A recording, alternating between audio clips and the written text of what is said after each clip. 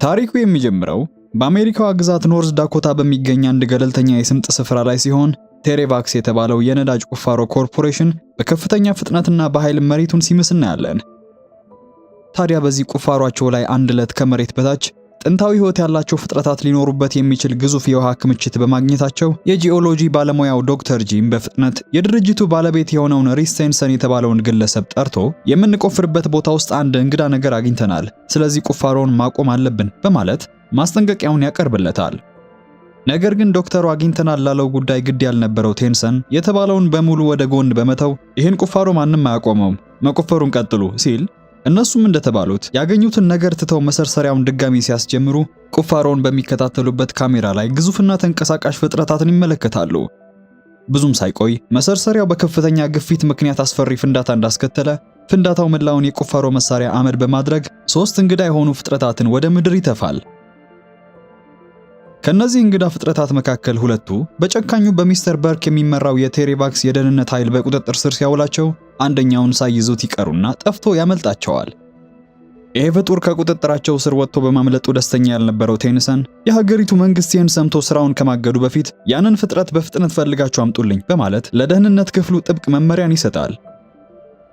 ከዚህ በኋላ ታሪኩ ትሪፕ የተባለን ከዚህ ቁፋሮ ብዙም ሳይርቅ በሚገኝ አንድ የብረት ማጠራቀሚያ ውስጥ የሚሰራን ወጣት ያስተዋውቀናል። ትሪፕ የራሱን መኪና መጠገን ላይ ትኩረት የሚያደርግ ብልህ ወጣት ሲሆን በዙሪያው ያለውን ግርግር ወደ ጎን ብሎ በራሱ የብቸኝነት ዓለም ውስጥ በሜካኒካዊ ስራው ተወጥሮ ጊዜውን ያሳልፋል። ከቤተሰቡ ጋር ባለው የሻከረ ግንኙነት ምክንያት የሚሰማውን የውስጥ ባዶነት በብረታ ብረት ስራው ለመሸፈን የሚሞክር ከማንም ጋር ሳይጋጭ በጸጥታ የራሱን ህይወት የሚገፋም ልጅ ነው። ታዲያ በዚች ቀን የብረታ ብረት ማጠራቀሚያው ባለቤት ሚስተር ዌዘርስ አንድ በፍንዳታው ጊዜ የተሰበረ የቴሬቫክስ ተሽከርካሪ ወደ ግቢው ይዞ ይመጣል። ትሪፕም መኪናውን ከፍቶ ከተመለከተ በኋላ ለሚሰራው የግል ፕሮጀክቱ እንደሚፈልገው አስቀድሞ የሚያውቀው ሚስተር ዌዘርስ ውሰደው፣ ያንተ ነው፣ ይሄንን ሞተር ሰርተ ማንቀሳቀስ የምትችለው አንተ ብቻ ነህ በማለት የጭነት መኪና መስራት ለጀመረው የግል ፕሮጀክቱ ሞተሩን እንዲወስዶ ይፈቅድለታል። ትሪፕም በደስታ ሞተሩን እንደወሰደ ግን የአንዱ መኪና የግል ታንከር እንግዳ በሆነ መልኩ በኃይል ተቀዶ መውጣቱን አስተዋለ። ይህ እንግዳ ክስተት በዚያኑ ምሽት በተለያዩ የከተማዋ ክፍሎች ባሉ ተሽከርካሪዎች ላይ በስፋት መደገሙን ያላወቀው ትሪፕ ይህንን ያስተዋለው በማግስቱ ከትምህርት ቤት ሲመለስ ነበረ። ታዲያ ይህን ክስተት ተመልክቶ ወደ ሥራ ቦታው በማቅናት በትጋት እየሰራ ሳለ ከተሽከርካሪው ሥራ አስፈሪና እንግዳ የሆኑ ድምጾችን መስማት ጀመረ። ምን እየተፈጠረ እንደሆነ ግራ የተጋባው ትሪፕም የሚሰማው ድምጽ ከየት እየመጣ እንደሆነ ለመመርመር ሲሞክር አንድ ግዙፍና ብዙ እግሮች ያሉት ፍጥረት ጋራጅ ውስጥ ሲንቀሳቀስ ተመለከተ። ትሪፕ መጀመሪያ ላይ በፍርሃት ተውጦ በጠባብ ስፍራ ውስጥ ለመደበቅ ቢሞክርም ቆይት ብሎ ግን ፍርሃቱን ወደ ብልሃት በመቀየር ፍጥረቱን በተንኮል ጋራጅ ውስጥ ከቶ ይቆልፍበታል። ጊዜም ሳያጠፋ ወዲያውኑ ፖሊስ በመጥራት ፍጡሩን በቁጥጥር ስር እንዲያውሉት ለማድረግ ሞከረ። ጥሪውን ተቀብሎ የመጣው መኮንን የትሪፕ የእንጀራ አባት የሆነውና ከእርሱ ጋር በጣም መጥፎ ግንኙነት ያለው ሸሪፍ ሪክ ከሁለት ምክትሎቹ ጋር ነበረ። ጋራጁ ተበርብሮ ሲከፈት ግን ከባዶ የዘይት በርሜል በስተቀር ምንም ባለመገኘቱ ሪክ ትሪፕ እየቀለደባቸው እንደሆነ አድርጎ በመቁጠር አዝኖበት ይመለሳል። ብቻውን የቀረው ትሪፕም ቦታውን ሲያስስ ፍጥረቱ ሰው በል ሳይሆን ነዳጅና ዘይትን መመገብ የሚፈልግ መሆኑን በመገንዘቡ እሱን ለመያዝ የዘይት በርሜሎችን ተጠቅሞ በመኪናው መጭመቂያ ውስጥ ወጥመድ አዘጋጀ። እንደጠበቀውም ብዙም ሳይቆይ ፍጥረቱ ወደ ወጥመዱ ይመጣለታል። ፍጥረቱ ግን የሚያስፈራ አልነበረም። ይልቁንም ልክ ጣፋጭ ምግብ እንዳገኘ የሰባ ሕፃን ልጅ ነበረ በደስታ ዘይቱን ሲጋት የነበረውና ይህንን ትዕይንት በመገረም ሲመለከት የነበረው ትሪፕ ማሽኑ ፍጡሩን ለመጨፍለቅ ወደ ታች መውደቅ ሲጀምር ሕይወቱን ላደጋ አጋልጦ ጎትቶ ያወጣዋል። ያኔ ነበረ ፍጡሩም ትሪፕ ሊያጠፋው የሚፈልግ ጠላቱ ሳይሆን በተቃራኒው ጓደኛ መሆኑን የተረዳው። ይህ በእንዲህ እንዳለ የቴንሰን ቅጥረኞች ባለቃቸው በታዘዙት መሰረት በከተማዋ ታይተዋል የተባሉትን ማናቸውንም እንግዳ እንቅስቃሴዎችን ለመመርመር ወደ ፖሊስ ጣቢያ አምርተው ነበር። ሸሪፉ ለባልደረቦቹ ምንም እንዳይናገሩ ቢያዝም አንደኛው ምክትል ግን በትሪፕ የብረት ማጠራቀሚያ ግቢ ውስጥ ስለተፈጠረው የሐሰት ስልክ ጥሪና ስለ ግዙፍ ፍጥረት መረጃ አሳልፎ ይሰጣል። ከጋራጁ ውጭ ፍጥረቱ ለማዳ እንጂ አደገኛ አለመሆኑን ወደ ፖሊስ ወስዶ ለማሳየት እንዲመቸው ትልቅ ተንቀሳቃሽ ባለጎማ ጋሪ ላይ ያስቀመጠው ነበር። ሆኖም ወደ ጭነት መኪናው ሲገባ ፍጥረቱ ጋሪውን እንደ ተሽከርካሪ በመጠቀም በግቢው ውስጥ እያሽከረከረ ሲጫወት ተመለከተው። ትሪፕ ገመድ ተጠቅሞ ሊቆጣጠር መታገል ጀመረ። ፍጥረቱ ግን ምንም ሳይቸገር ገመዱን ስቦ ትሪፕን ልክ እንዳሻንጉሊት ሲያወዛውዘው እንደቆየ ተመልሶ ወደ ጋራዡ ትሪፕን አስከትሎ ይገባል። በዚህ ቅጽበት ነበረ በርክና የቴሬቫክስ ታጣቂዎች ከፖሊስ የሰሙትን መረጃ ይዘው በድንገት ግቢው የደረሱት። በርክ ትሪፕን እንዳገኘውም ትላንትና ማታ እዚህ ያገኘው ነገር አለ፣ እውነቱን እንድትነግረኝ እፈልጋለሁ በማለት ያስፈራራው ጀመረ። ትሪፕ ግን ፍጥረቱን ለመጠበቅ በሚል ምንም ነገር አላገኘሁም፣ ያኔም ቢሆን ምናልባት ትልቅ ሸለመጥማጥ ወይም የዱር እንስሳ ሊሆን ይችላል በማለት ሊያሳምናቸው ሞከረ። ነገር ግን በትሪፕ ምላሽ ደስተኞች ያልነበሩት የቴነሰን ቅጥረኞች ወደ ጋራጁ እንደገቡ አሰሳቸውን ይጀምራሉ። ቅጥረኞቹ ጋራጅ ውስጥ ምንም አይነት ፍጥረት ለማግኘት ቢቸገሩም ትሪፕ ግን ፍጥሩ በጭነት መኪናው ሞተር ክፍል ውስጥ ተሸሽጎ መደበቁን ወዲያውኑ ነበር ያስተዋለው። ከዚህም የተነሳ ፍጥረቱን ደብቆ ለማቆየት ሲታገል በርክና ሰዎቹ በሁኔታው ይጠራጠሩ በመጀመራቸው ትኩረታቸውን ለመስረቅ ሲል ከግቢው ማዶ እንግዳ ድምጽ የሰማው መሰለኝ በማለት ለማዘናጋት ሞከረ። ነገር ግን ፍጥነቱ መኪናውን በቀጥታ ወደ እነሱ ማንቀሳቀስ ሲጀምር እቅዱ ይከሽፍበታል። መኪናው ያለ ሞተር በራሱ መጓዝ ሲጀምር ትሪፕም ክስተቱን ለመሸፈን በሚል መኪናውን ወደ ሌላው ጋራጅ እየገፋ አስመስለው ባትሪው ስለሞተ መገፋት አለበት በማለት ያሳውቃቸዋል። ከጥቂት ጊዜ በኋላ ሜሪዴት የተባለች ትሪፕ በሚማርበት ትምህርት ቤት የምትማር በትምህርቷም ጎበዝ የሆነች ተማሪ ያለበትንም የብቸኝነት ዓለም ሰብራ ለመግባት የምትሞክር የክላሱ ልጅ ልታስጠናው ተቀጣጥረው ነበርና ትመጣለች። ነገር ግን ትሪፕ ሰዓቱ እንደሄደና እሷም እዚህ እንድትቆይ አመቺ ባለመሆኑ መሄድ እንዳለባት ያሳስባታል። ሜሪዴትም ለእሷ አመቺ እንዲሆን ሙሉ መንገዱን ተጉዛ በመምጣቷ ተከፍታ በጨለማ መሄድ ስለፈራች ቢያንስ በመኪናው እንዲሸኛት ትጠይቀዋለች። ሆኖም ትሪፕ መኪናዬ ሞተር ስለሌለው አይሰራም በማለት ከቦታው ሊያርቃት ሲሞክር ይሄ ንግግራቸው በድንገት በፍጥረቱ አስፈሪ ድምጽ ይቋረጣል። ይህም ድምጽ የቴኒሰን ታጣቂዎች ያሉበትን ቦታ እንዲያውቁ ስላደረጋቸው ሌላ አማራጭ ያጣው ትሪፕ ሜሪዴትን በፍጥነት ወደ ጭነት መኪና ውስጥ ያስገባትና በፍጥነት ፍጥረቱ መኪናውን በነፃነት እንዲያሽከረክረው ይተውለታል። ትሪፕ በከፍተኛ ድንጋጤ ውስጥ ሆኖ ሂድ እንጂ እያለ መጮህ ሲጀምር ፍጥረቱም እግሮቹን እያወራጨ በወጣ ገባው እየዘለለ ያመልጥና በመጨረሻም ድንገት ሲያቆም ሜሪዴትን ግራ ባጋባ መልኩ ትሪፕ ተናዶ መኪናውን መሳረብ ይጀምራል። ከዚህም የተነሳ ማንን ነው የምታናገረው ብላ ስትጠይቀው ትሪፕም ሁኔታውን በቃል ከማስረዳት ይልቅ ከመኪናው ስር እንድትመለከት ማድረግ ስለቀለለው ወደ ታች ጎንበስ ያለችው ሜሪዴት ያልጠበቀችውን ፍጥረት በማየቷ በከፍተኛ ፍርሃት ትጮኻለች። ያየችውን ለማመን ስትቸገር የተመለከተው ትሪፕም ፍጥረቱ ምንም ጉዳት የማያደርስ መሆኑን አስረድቶ እንድትረጋጋ ካደረጋት በኋላ ፍጡሩ መኪናውን ለቀው ለመውጣት ባለመፈለጉ ለጊዜው ወደ አባቷ ጋራጅ ሄደው ከበርክና ከቅጥረኞቹ ይደበቃሉ። እዚህ ላይ ትሪፕ ለፍጥረቱ ክሪች የተሰኘ መጠሪያ እንደሰጠው አዘውትሮ በድንገት የሚያቆመው የሚሄድበትን አጥርቶ ማየት ስለማይችል መሆኑን ይረዳል። ስለዚህም ክሪች ጎማዎቹን ለማሽከርከር የሚጠቀምበትን መንገድ በማጥናት የጭነት መኪናውን ለሱ እንዲመች አድርጎ ማስተካከል ጀመረ። ለአይኑ መሸፈኛ የሚሆን ልዩ ሲስተም በመቀመር ክሪች ወደ ፈለገበት አቅጣጫ መሄድ የሚያስችል ተሽከርካሪ ካደረጋት በኋላ ያረጀችው መኪናው ሕይወት የተዘራባት ማሽን ሆና ትለወጣለች። ይህን ሁሉ ስትመለከት የነበረችው ሜሪዴት ግን ክሪች ለዘላለም እነሱ ጋር መቆየት እንደማይችል ታውቃለችና ወደ ቤቱ መመለስ አለበት በማለት ሐሳቧን ታጋራዋለች። ትሪፕ ከአዲሱ ጓደኛው መለየት ፈልጎ ያልነበረ ቢሆንም ፍጥረቱን የመርዳት ኃላፊነት እንዳለበት ሲረዳ እንዲተባበረው በማለት በቴሬቫክስ ውስጥ ለሚሰራውና ለብቻው ለሚኖረው ለወላጅ አባቱ ዌድ ጉዳዩን በሚስጥር ለማሳወቅ ተስማማ። ጉዟቸውን ወደዛ አድርገው በመንገድ ላይ ነዳጅ ለመቅዳት ሲቆሙ ትሪፕ በከፍተኛ ሁኔታ በተለወጠው መኪና ውስጥ ነዳጁን ክሪች አፍ ውስጥ በመክተት እየመገበው ሳለ አንድ ባለጠጋ የሆነ የክፍሉ ተማሪ በቅንጦት መኪና ወዳለበት መጥቶ መኪናህ ልክ የቆሻሻ መኪና እዳር የጣለበት ነው የሚመስለው እያለ ያፌዝበት ጀመረ። ትሪፕ በትምክህተኛው ልጅ ሐሳቡ ተይዞ ሳለ ክሪች በስህተት ከፍተኛ ኬሚካል ያለውን ቤንዚን መጋቱን አላስተዋለም ነበረ። ከዚህም የተነሳ ከመጠን በላይ ጣፋጭ እንደበላ ሕፃን በከፍተኛ ጉልበት ይነሳና መኪናውን በፍጥነት ይዞ ሲጓዝ በየመንገዱ ትርምስን ይፈጥራል። ሜሪዴት ተጨንቃ ክሪች የሚያደርገውን እንዲያቆም መጮህ ስትጀምር ክሪችም መሪውን በራሱ እግሮች ለመቆጣጠር ይሞክርና በመጨረሻም በአንድ ያገለገሉ መኪናዎች መሸጫ ግቢ ውስጥ ጥሶ ይገባል። እዚያም አዛውንት ደንበኞቹን ሲያጭበረብር የነበረውን ስግብግብ የመኪና ሻጭ ሙሉ ንብረትና የተደረደሩ መኪኖቹን አድቅቋቸው ጉዞውን ቀጠለ። ትሪፕና ሜሪዴት ክሪችን ለመርዳት በሚል ዌድ ወደሚሰራበት ገለልተኛ የተጎታች ቤት ይመጣሉ። እዚያም ለረጅም ጊዜ ካየው ወላጅ አባቱ ጋር እንደተገናኘ ፍጥረቱ በተከሰተበት ምሽት የተመለከተውን ሁሉ ለማስረዳት ሞከረ። ለጥቂት ሁኔታዎችን ካገጣጠመ በኋላ ግን ክሪች ከመሬት በታች ካለው ጥንታዊ የውሃ ክምችት ውስጥ በቁፋሮ ምክንያት እንደወጣ ስለተረዳ ትሪፕ በአጽንኦት ስለዚህ ፍጥረት ማንም እንዲያውቅ አልፈልግም በማለት ያሳስበዋል።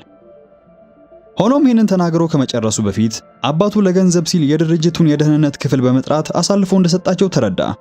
በዚህም ጨካኙ በርክና የታጠቁት ሰዎች ቤቱን ከበው ትሪፕንም በኃይል ለመውሰድ ሲሞክሩ ይህ ትርምስ በጭነት መኪና ውስጥ የተሸሸገውን ክሪችን በከፍተኛ ሁኔታ በማስቆጣቱ መኪናውን በኃይል ማጓራት ይጀምራል። ትሪፕ ከበርክ እጅ አምልጦ ለመውጣት እድሉን በመጠቀም ሜሪዴትን በፍጥነት ወደ መኪናው እንድትገባ እንዳዘዛት በርክና ሰዎቹ ፍጡሩ መኪና ውስጥ መደበቁን እዚህ ላይ ይረዳሉ። ትሪፕ በፍጥነት ከመሪው ጀርባ ዘሎ እንደገባ ለማምለጥ ሲል በክሪች ኃይል የአባቱን ቤት አውድሞት ወደ ዋናው መንገድ ይገባል። ክስተቱ ወደ ከፍተኛ እሽቅድምድም ሲቀየር የትሪፕ የእንጀራ አባት ሪክ አባሮሹን በመቀላቀሉ ትሪፕ በሌላ ችግር ውስጥ መግባቱን ተመለከተ።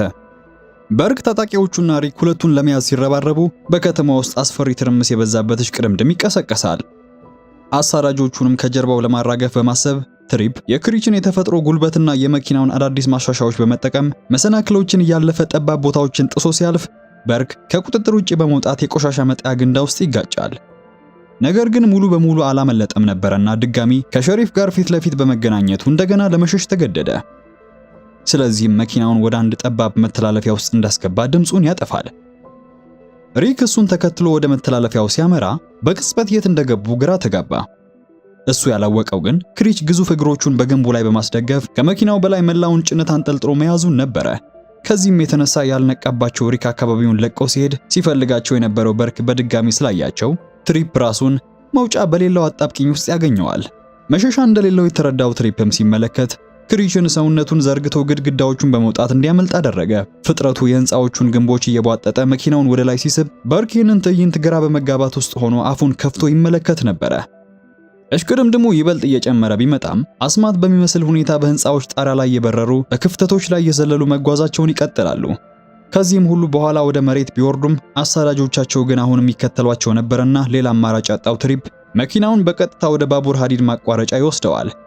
በዚያም በከፍተኛ ፍጥነት እየተመመ ወደ ነበረው ባቡር በማቅናት በጥቂት ሚሊ ሴኮንዶች ልዩነት ባገኘው ክፍተት ተሻግሮ ያመልጥና ሪክንና በርክን ከሐዲዱ ማዶ ትቷቸው ያመልጣል። ሁለቱም ማንም ሊያገኛቸው ወደማይችልበትና የሜሪዲት ቤተሰቦች ንብረት ወደ ሆነው አንድ ገለልተኛ ጎጆ እንዲሄዱ ጊዜያዊ መጠለያቸውን እዚያው ያደርጋሉ። በዚያኑ ምሽት እሳት አጠገብ እየተዝናኑ ባለበት ትሪፕ ቀደም ሲል ሕይወቱን ስላተረፈለት ክሪችን ለማመስገን ጊዜ ወሰደ።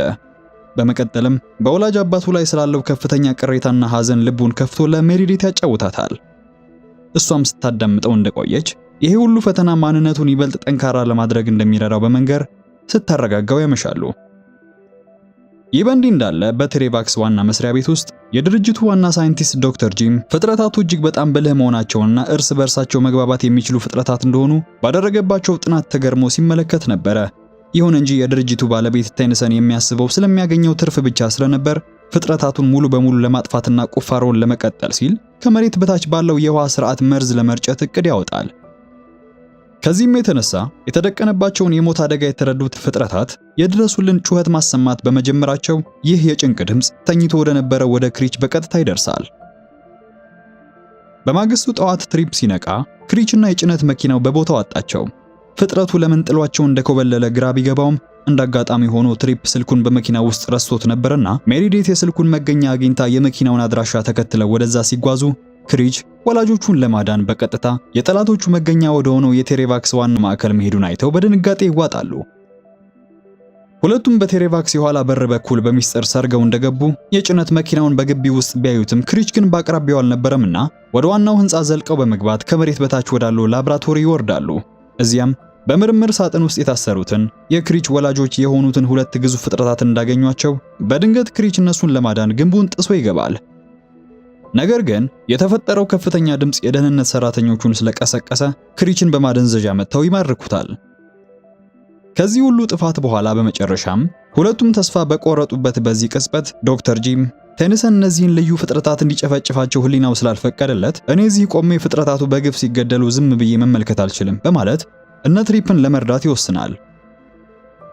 ፍጥረታቱን በሙሉ አሳፍረው ከቦታው ለማስመለጥ ግን ተጨማሪ የጭነት መኪናዎች ያስፈልጓቸው ነበርና እርዳታን ፍለጋ የብረት ማጠራቀሚያው ባለቤት ወደ ሆነው ሚስተር ዌዘርስ ዘንድ በማምራት የባለጠጋው የሳምን መኪኖች ሰርቀው ይሰወራሉ።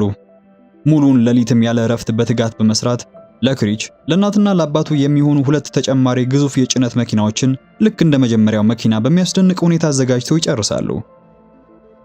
በማግስቱ ጠዋት ዶክተር ጂም ፍጥረታቱ የታሰሩበትን የጭነት መኪና በሚስጥር ጠልፎ በመሰወር ከቡድኑ ጋር ይቀላቀላል። በዚህም መላው ቡድን በድጋሚ እንደተገናኘ ሶስቱም ፍጥረታት ዳግም የመገናኘት እድል በማግኘታቸው ቅጽበቱ ልብን የሚነካ ነበረ። ፍጥረታቱ በሚያስደንቅ ሁኔታ ወደ ተሻሻሉ መኪኖቻቸው እንደገቡ መርዙ ወደ መሬት የታችኛው ክፍል ሳይለቀቅ በፊት ለማስቆም ወደ ቁፋሮ ማዕከል በከፍተኛ ፍጥነት መትመም ጀመሩ። በርክና ሰዎቹም ያሉበትን ቦታ አውቀው ነበርና በተራራማው ወጣ ገባ በሆነው ቦታ ላይ አስፈሪ አባሮሽ ይጀምራሉ። ሜሪዴት የመኪናዋን ግዙፍ ጉልበት በመጠቀም የጠላትን ተሽከርካሪዎች በአየር ላይ የገለበጠች ስታወድም፣ ትሪፕ ደግሞ የፍጥረታቱን ቅልጥፍና ተጠቅሞ ጥቅጥቅ ባለው ጫካ ውስጥ ዛፎችን እያለፈ ይመራቸው ነበረ። ሆኖም የእንጀራ አባቱ ሸሪፍ ሪክ በድጋሚ ማሳደዱን ሲቀላቀል ክስተቱን ይበልጥ አሳሳቢ እያደረገበት መጣ። ሪክ መጀመሪያ ላይ ትርምሱን ለማስቆም ሞክሮ የነበረ ቢሆንም በርክ በጭካኔ መኪናውን ገጭቶ ገደል ውስጥ ሊከተው ሲሞክር ግን ያኔ እውነተኞቹ ወንጀለኞች እነማን መሆናቸውን ይረዳል። ታዲያ በዚህ የጭንቅ ቅጽበት ውስጥ ዘይት የሚወዱት ነገር ግን እሳትን በከፍተኛ ሁኔታ የሚፈሩት እነዚህ ፍጥረታት በቴሬቫክስ የእሳት ግንብ ወጥመድ ውስጥ ይገባሉ። ልክ በዚህ ጊዜ ትሪፕን ሲያሳድድ የነበረው ሪክ ሐሳቡን በመቀየሩ አንድ ግዙፍ የቁፋሮ ማሽን እየነዳ በድንገት በመከሰት እሳቱን አጥፍቶ መንገድ ይከፍትላቸዋል። ከዚህ በኋላ መኪኖቹ ከተራራው ጫፍ ላይ በመምዘግዘግ በድንጋዮቹ ላይ የተመሙ መርዝ ወደሚረጩት ፓምፖች መጓዝ ጀመሩ። ትሪፕ አንደኛውን የኬሚካል መኪና መገልበጥ ቢችልም ሁለተኛው ፓምፕ ግን መርዙን ወደ ታች ማፍሰስ ጀምሮ ነበርና ዶክተሩ ይህ ግፊት ከሆነ መጠን በላይ ከደረሰ መርዙ በቀጥታ ፍጥረቱ ወደሚኖሩበት የታችኛው ጎጆ ይደርሳል ሲል ያስጠነቅቃቸዋል። በርክ እነሱን ለማስቆም ባደረገው የመጨረሻ የጭንቅ ሙከራ የትሪፕን መኪና በቅርብ ወደ ነበረው ገደል መግፋት የተሳካለት ሲመስል ክሪች የበርክን መኪና በኃይል ጨብጦ በቀጥታ ወደ ማሽነሪ ውስጥ ይወረውረዋል። ይህም ፓምፖቹን ሙሉ በሙሉ በመስበር ግፊቱ እንዲለቀቅ ሲያደርገው በርክም በሰራው እኩይ ተግባር የእጁን አግኝቶ በፈረሱት ማሽነሪዎች መርዝ ላይ ሊወድቅ ይገደዳል። በትርምሱ መሃል ትሪፕ ከገደሉ ጫፍ ከመሬት በታች ወዳለው የውሃ አካል ሲወድቅ ታማኙ ክሪች ደርሶ ወደ ጥልቁ ከመውረዱ በፊት ሕይወቱን ያተርፍለታል። ልክ ወደ ዳርም እንዳወጣው በዚሁ ቅጽበት ከጥፋቱ የዳኑት በቁጥርም በዛ ያሉ በጨለማ ውስጥ የሚያበሩ አስደናቂ ፍጥረታት በውሃው ላይ ታዩ። ክሪችና ቤተሰቦቹ የመሬት ታችኛው የውሃ ክፍል ውስጥ ዘልቀው በመግባት በመጨረሻም ወደ እውነተኛውና ሰላማዊ መኖሪያቸው ሲመለሱ ስግብግቡ የድርጅቱ ባለቤት ቴነሰንን በቁጥጥር ስር ውሎ ለፍርድ በመቅረቡ የቴሬቫክስ የነዳጅ ቁፋሮ ማዕከል ለዘላለም ተዘግቶ እንዲቀር ይደረጋል። ትሪፕ በመጨረሻ ከእንጀራ አባቱ ሪክ ጋር ሲታረቅ ሁለቱም በመካከላቸው የነበረውን መቃቃር በመተው የትሪፕን የጭነት መኪና በአዲስ መልክ ለመጠገን ስራ ይጀምራሉ። ታሪካችንም የሚያበቃው ትሪፕና ሜሪዴት ካሳለፉት የማይረሳ አስደናቂ ጀብድ በኋላ ከመቼውም ጊዜ በላይ ተቀራርበው አዲሱን መኪናቸውንም እየነዱ አብረው ወደፊት ሲጓዙ ነው።